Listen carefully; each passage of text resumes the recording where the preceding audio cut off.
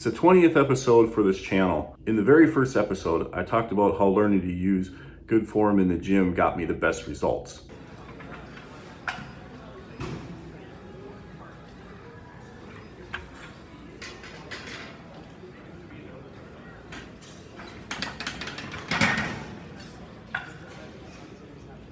So practicing good form in my relationships and transactions in the hobby is the culture I try to foster here. However, that does not mean that there is not still bad form or poor form to be found in the hobby. Sometimes you do encounter that. During this mail day, I'm going to show you 2 examples of bad form I ran into and then one unfortunate event at the end. So stay tuned to see what happens when good form and bad form collide.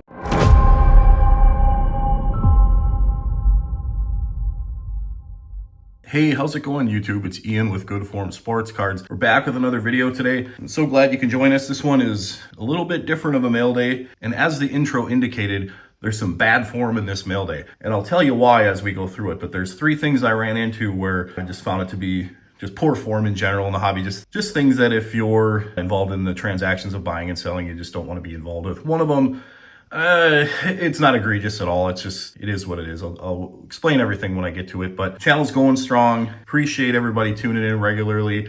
If you're not already subscribed, please do. It helps me out a lot. Just if you're on your phone, hit that subscribe. If you're on your PC, hit that subscribe button. If you're on your Roku TV, arrow up, then hit the subscribe. But it's pretty much the same. Shameless plug out of the way. You can see that this package here is already open.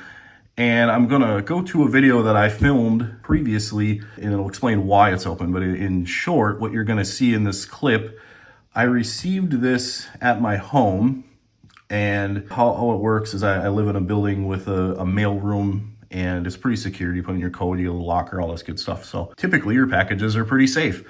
For whatever reason, this one was in the locker, everything was normal, except for it was soaking wet. Like I'm talking drenched, and you'll see in the video. I'm not really sure how that happens. I don't know if the mail guy, as he was coming into my building, just dropped it in a puddle and just went, whatever. But either way, it showed up soaking wet. I was very, very concerned, obviously. And you'll see when I go through the cards that there is some value. They're not crazy, but it's a few $100. So needless to say, filmed the package opening in case I was going to have to make some kind of insurance claim or some sort of claim, whatever I would do. I guess if I was going to have to, contact the consignor and let them know what happened. I don't know how it would necessarily be their fault. And I know that I think it was ship priority mail, and I think the first $100 is covered. So I might have had a gray area of what I could have recovered at that point. So I wanted to make sure that I recorded everything and showed like, hey, I'm pretty sure that COMC did not sell a soaking wet box that retained all of its water until it showed up at my home. You guys did something to this. So anyway, that's what happens. I'll show you the video. Capturing this on video because this box is incredibly soft. You can tell by the label it is very worn. It feels honestly like this was dropped in a puddle. It's very, very like damp to the feel. So we're just gonna, hopefully this is, you can see it's very wet. Not sure, like this feels like it was in like standing water, so I'm hoping that it didn't get into the packaging too bad. The bubble wrap is wet. We'll check the inside and hope that it's wrapped well enough here to where it kept the contents from being damaged. Seems like they're actually okay. It looks like it's well packaged enough. These actually didn't seem to get wet, so we might be okay here. I think we're okay. This ticket's a little damp, but it's outside the bag, so I think we're okay. And a good shout out to Mrs. Good Form there for the assist. She did the camera work while I was cutting that open on our counter and narrating and doing all that good stuff. So that is why this package is open. That is the first poor form I ran into. It's not really anything to do with a buyer or seller or somebody interacting in the hobby. It's a third party we don't control, but it does suck. You pay for a service. Mistakes happen, I get it, but just to shamelessly just stick it in a locker and hope it's gonna be cool. Yeah, I don't know. I have a real problem with lack of accountability. But we're just gonna hop into this here, make sure we keep. Okay, so I tried a little different approach here. In the previous videos, I'm sitting there fumbling around with the COMC slips, and it can make the video a little mundane, where you're kind of stumbling for words as I'm fumbling with tickets and all that good stuff. So I took the time to take them all out at once. We'll see if this format's a little better and keeping things moving. It lets me just focus on talking about the cards and the purchases themselves.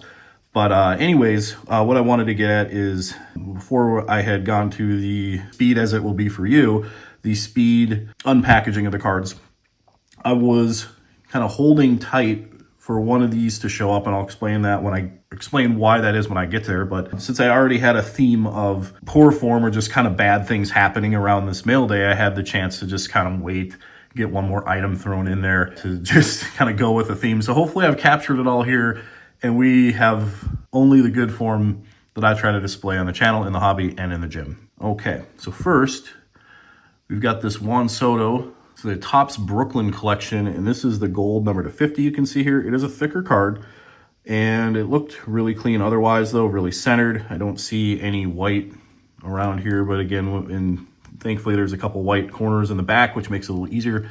It's really gonna come down to surface and see if there's any dimples or impressions or anything. This is probably more of a paper or a gloss type stock, so there really shouldn't be any scratching unless something really wild happened to that thing. So here we have the Chronicles Marquee Green. This is the Anthony Edwards rookie. He was, as I'm recording this, just bounced out of the playoffs. You'll probably see it a few weeks after that, but I think we're heading into, as I record this, game 2 of of Indiana and Oklahoma City. So went from having my 2 favorite teams about a week ago, it could have been the finals of my lifetime, of having Minnesota versus the Knicks, to me having zero interest in the final at this point. So good luck to both teams. I'm sure there'll be a winner by the time this video is posted. But anyway, Anthony Edwards rookie. Card looked really clean, and really with these it comes down to the centering, and you can kind of use the shape of this back piece here to line up the centering. You can also see that because this is like a triangular or like a trapezoidal type shape, if it was off-centered, this space here would be a little taller than on this side. So you could use things like that to kind of line up your centering on cards like this that are a little harder to figure out. This one looked centered, looked clean, white back corners, which really helps. So yeah, Anthony Edwards, hopefully that'll grade out well. I'm gonna try to grade it in the off season here and have it ready in time for the NBA season, hopefully. I've got a Calvin Johnson refractor. Look how nice that shine is. It's really nice. Got the chrome background here around the silhouettes of the players. Really gives it a nice shine. It's a good looking card. These are pretty tough to get centered because it's not painfully obvious when they are OC. It's pretty tight on the outside, so that's typically not where it gets you, is it's the top to bottom. A lot of times this is really far down here, and it doesn't really stand out bad. Sometimes you can flip it over and use the back to center it, but it doesn't necessarily mean if the back's centered that the front is. They don't always correlate, but it will give you an idea. So that's kind of an idea of how you can check these cards out. Picked up that at a pretty reasonable price. Here, we've got a Bond villain. I'm pretty into some of the pop culture cards. I'm liking them more and more as time goes on. There tend to be a lot of what I'm grabbing now, and I like this set of the Bond villain on-card autos. I've been picking them up when I can. Some of the more notable ones are a lot more expensive, but I can pick ones like this up for about $10 to $15, so I've been doing that. Very likely that we'll see a few in this stack. Luka Doncic, this is a 2020 select. It's the tricolor shimmer, I believe, or the orange, red, blue shimmer, or whatever it's called. There's, I don't know, like 75 parallels of that set. So this one, again, centering, you're going to use these tips to try to line it up a little bit, and then look at the top to bottom and just try to use like whatever marks are consistently there. My history with these is the cards are usually pretty clean. There's not a lot of scratching or surface issues for me. I know a lot of people say that the select does, but it doesn't for me. What gets me is the back. There's always print lines here that are really, really faint, or they'll go like this. So you got to really work the light. On some of my previous videos, I've mentioned that, but if you haven't seen those, you can always go back and watch them, and probably should. That would just be good form, good hobby conduct, if you will. But if you don't and want to see it here, there you go. So we've got the optic T- inserts. I've always liked this, and this is the silver version. You can tell by the refractor type reflection there of Steph Curry. These are notoriously off-centered for optic. Usually optic's pretty good, but for whatever reason, these T- are always off-centered. This one looked pretty good. Have high hopes that this might grade good. I like sending those cheap Currys in either on deals, or I'll send them to like SGC or CGC and try to just get the really cheap slab. get the 10, and even that card, if you pay, hypothetically, let's just $5, you pay 12 to grade it, you're not even into it for 20 bucks, and you can sell it for like 30 to 40 all day long. It's really easy. So 1952 Topps, just a base common card. This one looked pretty clean for being listed as poor. I didn't really see anything major. Probably has potential creasing or whatever, but with these I like to just have the good eye appeal. I'm not really worried about getting this set in a mint. It's just never going to happen. I mean, even if I was able to get these cards in 8s, when you run into the Jackie Robinson and the Willie Mays and of course the Mantle, getting those in an 8 would just, unless something unforeseen happens in my life, I'm never going to touch a card like that. So I'm just trying to pick these up as I can. You can see it looked like it had a little staining, or maybe some sort of tape was on here and took a little residue off potentially, but the front looks good, and I'm just trying to grab as many of these as I can at a good price, which to me would be in the 5-ish range for a good looking common. And then when there's some sort of promotion with PSA, if we ever see one again for vintage, I will send it in on something like that and get them slabbed up and just slowly start building that set out. And then if it ever comes down to it in 10, 15 years and I'm doing well with my businesses, then I'll shell out some dough to get a Mantle and a 1 or something and maybe finish the set. But just something to work on. I like to have many projects going just to keep me engaged. So here we've got Anthony Edwards. This is the Panini Chronicles, just base Panini. I believe this is the bronze parallel. And this is another rookie. This is a tough one to actually gem. It's a paper card, almost like a canvas stock, but not quite. These corners are always really tough on the front, but otherwise the card was really clean and centered. Anthony Edwards, to me right now, if you can get a good price on his cards, he's just a can't miss. Like, he's just about to turn 24. Like, he's going to be relevant for a long time. He's not somebody that I feel like if I'm stuck holding him, that all of a sudden it's just going to lose value. And that sometimes that happens when you get players that are, in the 30 range and they're starting to get out of their prime. There's probably a lot of people that were holding on to like Russ Westbrook and James Harden and probably lost a lot of value, players like that. So Ant could be like that one day, but at least right now, he definitely has yet to even hit his peak. So here we got a Luka Doncic. This is just a simple parallel, but it looked really clean. This is a Hoops Laser. And this is just something, again, kind of along the lines of that Curry, just cheap parallels and stuff that I'm looking to grade and move off of potentially. If not, I've bought them at a price where I could, again, sell them raw, make a little bit back or break even. Steph Curry, this is the National Pride Mosaic, and this is the reactive yellow. And I've called it in previous videos fool's gold. So it has that gold sort of look for the people that want the gold, that can't pay the gold price. I like to grade these sort of cards. They seem to sell really well, and I think that's why. Anthony Edwards, this is a Prism Downtown insert card here, and it is not the downtown we think it is. I wish it was an Anthony Edwards downtown, but it is, again, we'll call like that one was like the fool's gold. This is like the Temu downtown, if you will. So check and see if this is gradable. This one is these are tough to gem. The little micro scratches show up in these chromium background here really well. So you do have to inspect your cards, but if it's clean, that could be a sneaky card. Another 1952 Topps Common. Again, I'm picking these up no more than like 7. If it looked really clean, I might have put like a bit of like 7 and just to be a little more aggressive, but very cheap Anthony Edwards rookie here. You can get these all day long for about $2. This is the Prism Draft Picks. You can see he's in his Georgia Bulldogs uniform here. Pink cracked ice, but the Prism Draft Picks is always a super low-end set. Getting a colored parallel does help a little, but even in a PSA 10, this is probably 40 or 50 bucks. It's really not a high-end card. So just a little filler, a little something I like to do. Living in Minnesota, I like to have a lot of Ant-Mans. He's very popular here. Juan Soto on the cup card. This is second-year Topps for him. This is the X-Fractor, and this card sells really well, even for it being a non-rookie. This one looked pretty centered initially. It's a little hard to tell, but you can follow the thickness here and here are pretty consistent. And it really just comes down to how clean are the corners, how clean is the surface, the usual suspects. This is a nice one I picked up at a good price, actually. Mookie Betts, he's pretty tough to score at a good price a lot of times, especially on his short prints. This is the, I'll be honest and tell you, I don't know, but it was orange parallel number to 25. And I think I got it for like $6 to $10. I don't remember, it was a while ago, but I'll put a graphic up here. Getting Mookie Betts to 25, especially some sort of Topps parallel, is very uncommon. or excuse me, maybe it's a Bowman. Anyway, I don't remember what it was. I'll put the graphic up, but it was a good price nevertheless. Another Bond villain on card auto here. Just looks super nice. I know I got this one cheap because the auto goes off the card. I'm sure that anybody that's really looking to grade the set would have sniffed that out right away. I'm fine with this set. Just if I ever build it, being in top loaders, it's just one of those things where I'll acquire stuff at a good price when I can get it, but I'm not just going to overpay just to check it off the list. For me, it's all about the hunt. So I like to build stuff on a budget, even if I can afford it. To me, the hunt is part of the process.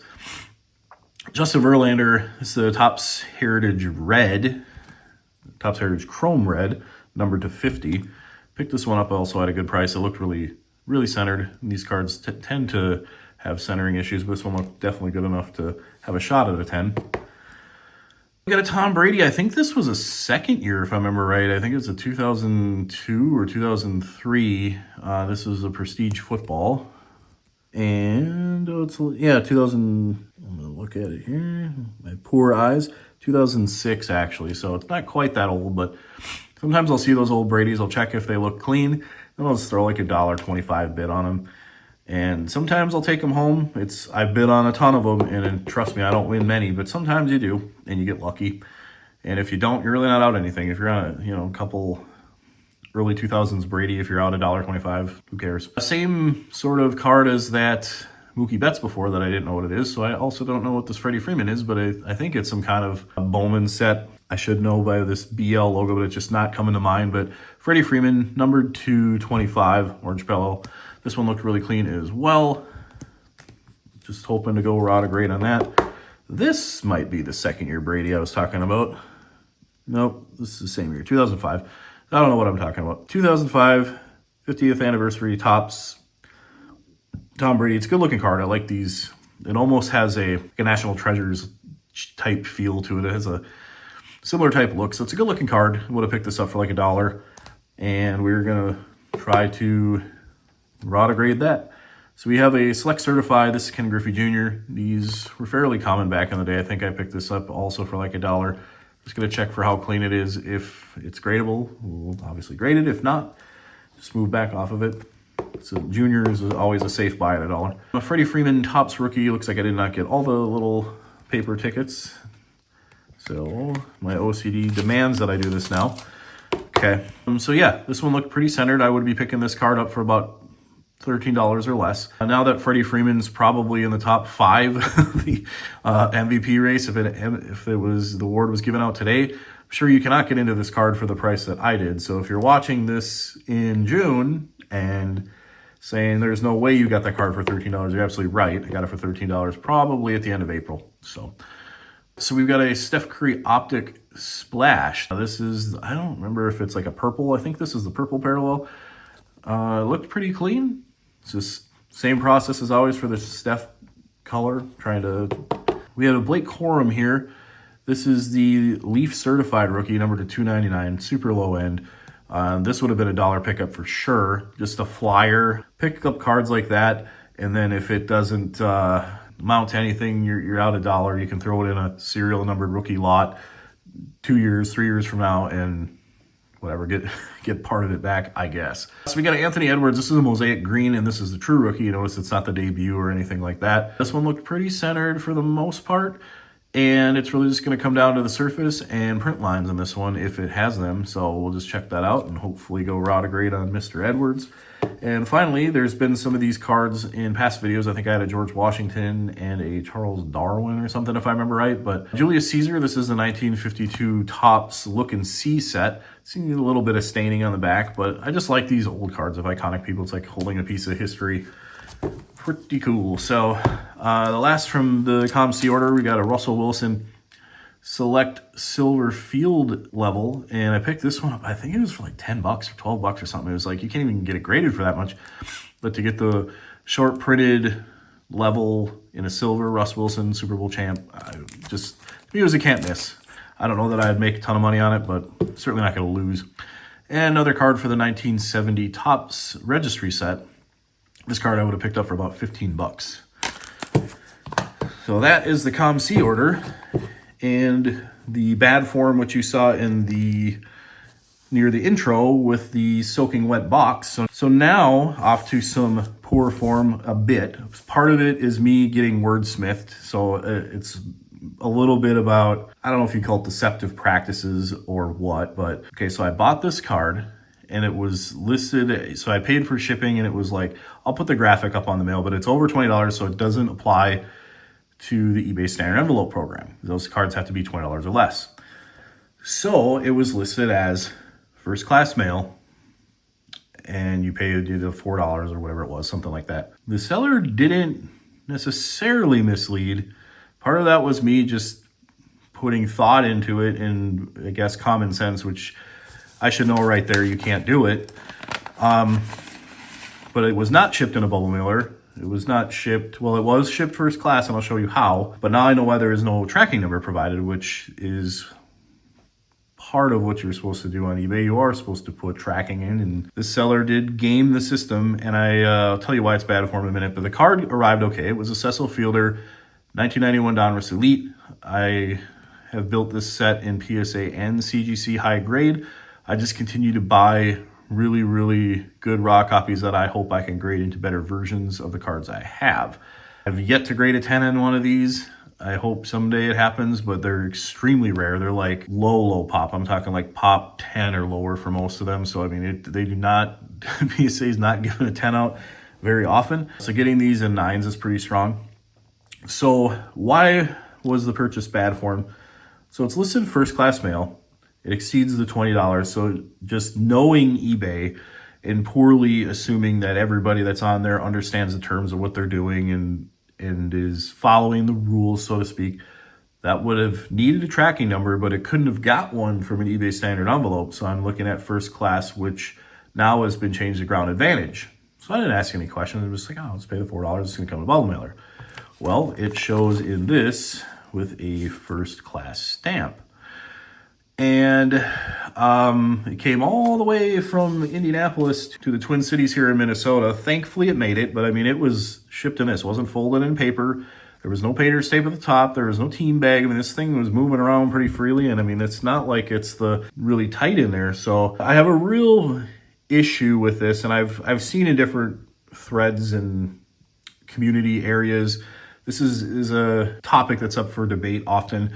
And I'll give you my stance on it. I'm totally fine if someone says you're wrong and you're not accounting for people's time or whatever. Before I even go down that avenue, I'll explain my stance and then what I typically see the other stances that are taken against it and how I feel about that. So I know how that should have been handled, and it wasn't handled the way it should have been within the site parameters. That's a technicality. I'm not going to hold on to that. I'm sure there's a lot of people that don't read the terms and they just go click, click, click, click, click, and they get told upload a tracking number, and they're like, I threw a stamp on there. It's good. I don't need it. I don't have a tracking number. It's cool. That's like a minor infraction to me. What I don't like is that you're pricing that as if you're sending it the particular way and you're not doing it. So essentially you're gaming the buyer into thinking they're buying a certain service that they're not getting and profiting. So like if you're selling, let's say a card like this, you're certainly making another $3 after your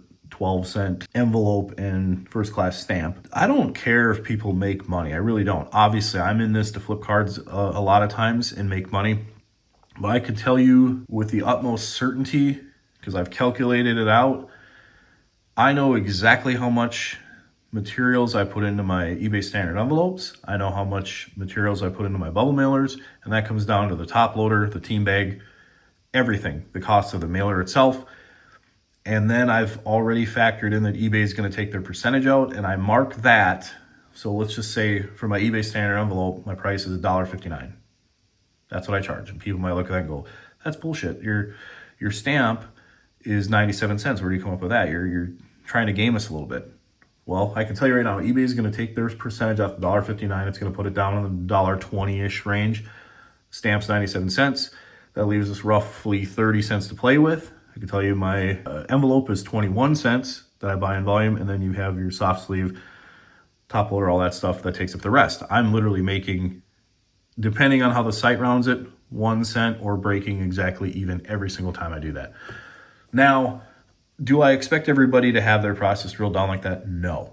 Is there anything in the rules that says you have to do that? No. I just do that because if I'm gonna go online and say that I practice good form, the last thing I'm gonna do is expose myself to little ways where I'm gaming the system. Now, somebody else that just charges a flat fee and says, yeah, I make 30 cents, but my time's worth something. I totally agree with you. I think you're absolutely right. Your time is worth something. I factor that into the other side of things with just the cards and everything like that, or whatever I pay myself. I work my time into that. But if you're just a small, single person that's not even running an LLC, maybe you sell a few cards here or there, perfect. Do whatever you got to do, and nothing against that. But I do have an issue with presenting something a certain way, like you know what you're doing, or just under delivering on it, I guess you would say, or just giving the illusion that you're going to give somebody something and only giving them a part of it. Beyond the fact that like shipping a $30-ish card in this is just asinine. It worked out okay.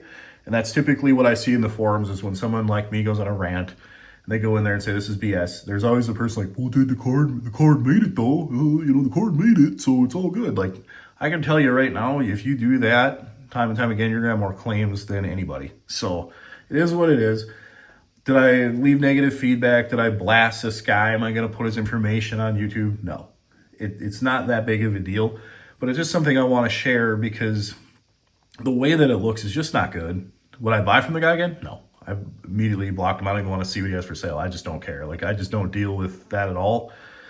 And I assume that had I operated like that, people would do the same to me. So I don't want to do that. But there's that old stat in business that 90% of the problems only come from 10% of the people experiencing them. And I think that is what applies here. Is someone like me is just going to quietly go away and never buy from you again. And yeah, you make your $3, but I would rather sell to, there's people that I've been selling to for years that I love just being transparent with them and knowing that like they know I won't screw them.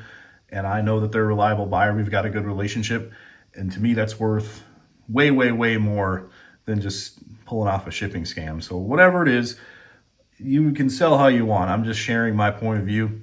And I think when somebody does that and says, hey, it's $4 for first class mail, and then never updates their tracking number, technically it was shipped first class mail, not in the way that it was supposed to. It wasn't supposed to be shipped as a letter, but that's neither here nor there. I'm not gonna waste any more time on it. It was pretty poor form. This is kind of spiraled in a lot of directions, but it's just something where that kind of stuff really annoys me when somebody's just playing so many games it's like they're working harder to make $3 than it actually takes to make $3. Like just be honest and make $3 instead of sitting here trying to milk the system for doing it dishonestly. So this one is a Topps Now product.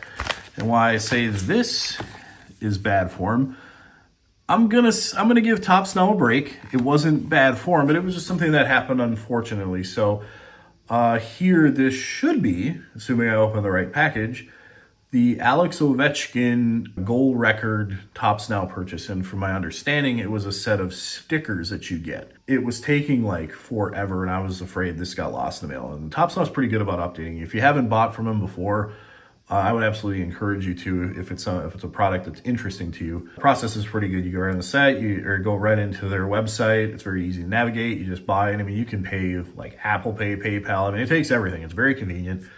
You buy it, and it gives you updates throughout the process. So you're getting things like, hey, your item is shipped. Here's your tracking number. Your item is out for delivery today. So they're like, even if you don't track it yourself, like they're getting tracking updates and emailing you throughout. So it's actually a very nice process. I've had no issues with it. This one, I got an email, which I'll put up here. It said like something happened to your package and it's experiencing delays and it will be out. So I guess, could you call it poor form? No. Unfortunate? Maybe, because now as I get it, Ovechkin's out of the playoffs. I don't know if I would sell it. I don't know. I mean, it really comes down to like what you get. If it was one where I got the one of one, that could have been a huge, even, I don't know if you call it life-changing, but maybe decade-changing card for me. And yeah, so anyways, that's what happened here. My first, I guess you'd call it, oh, never mind. This is a sneak peek into what we're getting. So Alex Ovechkin's actually in here. This, as you can see, is Pope Leo. So I opened the wrong one in the wrong order, but we've got the Pope Leo cards, and this was a hit. We'll actually jump into this and then segue back into Alex Ovechkin. So I purchased the Pope Leo Topps Now cards. I was really into that. I like the pop culture stuff. I wanted to get one of these graded at a 10. And I also figured there'd be people that want it too. It's a pretty cool card to get, like a US based or US born or whatever you want to call it. Pope, it's been a long, long time. And that's really cool to have like our country represented on such a grand scale. That is really cool to me. And that was one of the highest demanded Topps Now cards ever. So I ordered the max amount that it let me, at least in one order. I wasn't going to sit there and just do it over and over. But we're going to see. It looks like they might all be base, and that wouldn't shock me. I typically always get all base ones, and yeah, usually with there being hundreds of thousands of these ordered, I can't be like, oh, I ordered 15 of these. How did they all end up base? It's like, trust me, hundreds of thousands of people got all base ones, so that's okay. These are usually very high quality. I'll probably send them in, or I'll go over them and make sure like the most pristine ones get sent in, and I may sell a couple of raw. I really definitely want to have at least one for myself. This is like a iconic, like kind of almost world changing in its own way sort of card. So it's definitely a piece of history. I think this is great that Topps Now got involved in that. It's a really cool card. I'm glad that I noticed that when the promotion, when it came up and made the purchase. The charge was not bad. I think they were like $7 or $8 a card. And yeah, so Pope Leo, not Alex Ovechkin. There was no poor form with Pope Leo at all. That shipment went very good. It actually arrived before the Ovechkin did. I just assumed that one was the Ovechkin because it supposedly a sticker set. Figured the sticker set would be thicker and heavier, but it was not. Okay.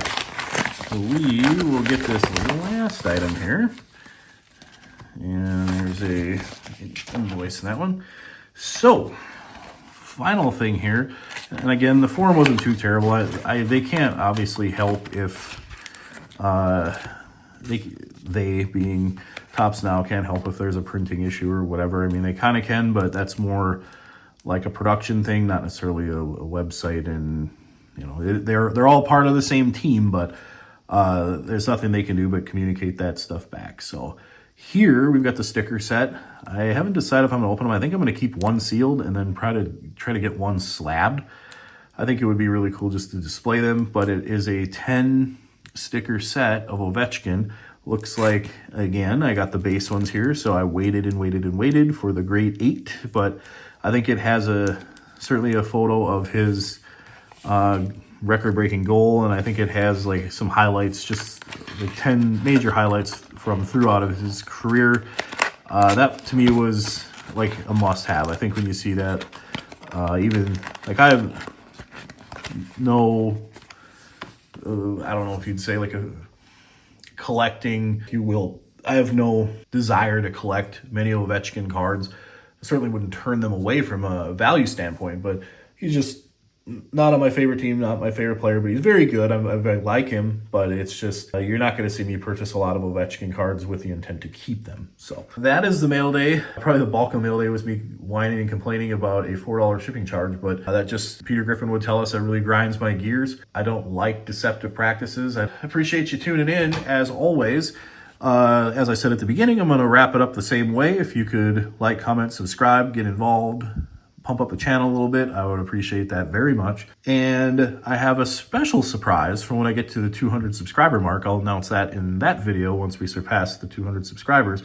It is a series of videos that I will be doing that I can promise you with high certainty, not complete certainty, because there could be a channel out there that's doing it, but I doubt it. But there's something that you almost certainly will not see any sports card YouTuber doing, and I have probably 40, 50 videos that I can do, and I can tell you when we get there why nobody's going to be able to duplicate this without AI. So stay tuned for that. We're closing in on 200 subscribers quickly. So when we get there, I'm going to roll that out. I think you'll really enjoy it. It's going to be kind of a different take on things in the hobby. And if you don't like it, I'll still have my regular content anyway, so you don't have to watch it. But I think everyone here will enjoy it. But that's all for today. So until next time, we'll see you.